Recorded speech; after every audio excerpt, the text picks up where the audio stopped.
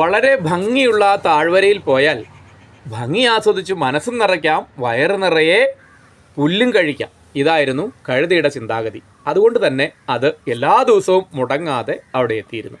എന്നാൽ ഒരിക്കൽ വിശന്നു വലഞ്ഞ ഒരു ചെന്നായ ആ താഴ്വരയിലൂടെ വന്നു. പുല്ല് തിന്നുകൊണ്ടിരിക്കുന്ന കഴുതയെ അതിൻ്റെ ശ്രദ്ധയിൽപ്പെട്ടു. ഇവനെ ശരിയാക്കിയാൽ ഒരാഴ്ചത്തേക്ക് എൻ്റെ ചാപ്പാട് കുശാലായി എന്നതായിരുന്നു ചെന്നായയുടെ ചിന്ത. അതുകൊണ്ട് തന്നെ കഴുതയുടെ മേൽ ചാടി വീഴാൻ എന്ന വണ്ണം ഒരു മരച്ചുവട്ടിൽ അങ്ങനെ പമ്മിയിരുന്നു. ബുദ്ധിമാനായ കഴുതയാകട്ടെ തുടക്കം മുതലേ ചെന്നായയുടെ ഓരോ നീക്കങ്ങളും ശ്രദ്ധിച്ചിരുന്നു. തൻ്റെ ജീവൻ അപകടത്തിലാണ് എന്നത് കഴുത മനസ്സിലാക്കി.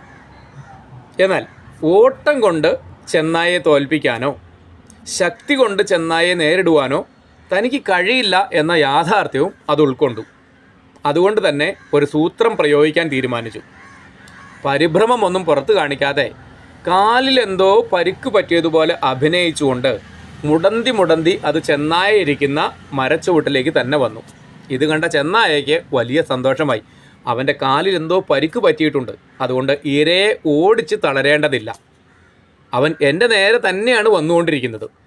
ഇതൊക്കെയാണ് ചെന്നായയെ കൂടുതൽ സന്തോഷിപ്പിച്ചത്. അങ്ങനെ ചെന്നായയുടെ മുന്നിൽ കഴുതി എത്തിയപ്പോൾ ചെന്നായ പറഞ്ഞു, ഞാൻ നിന്നെ തിന്നാൻ പോവുകയാണ്. അപ്പോൾ കഴുത പറഞ്ഞു, അത്ര നിർബന്ധമാണെങ്കിൽ നീ എന്നെ തിന്നുകൊള്ളൂ, പക്ഷേ എൻ്റെ കാലിൽ വലിയൊരു മുള്ള് തറച്ചിരിക്കുകയാണ്. എന്നെ നീ തിന്നാൽ ഈ മുള്ള് നിൻ്റെ തൊണ്ടയിൽ കുടുങ്ങുവാനുള്ള സാധ്യതയുണ്ട്. അതുകൊണ്ട് ആദ്യം എൻ്റെ കാലിലെ മുള്ളെടുത്ത് മാറ്റാൻ സഹായിക്കൂ, അതിന് ശേഷമാകാം തീറ്റ. അത് ശരിയാണ് എന്ന് ചെന്നായ്ക്കും തോന്നി. എങ്കിൽ നിൻ്റെ കാല് കാണിക്കൂ എന്നായി.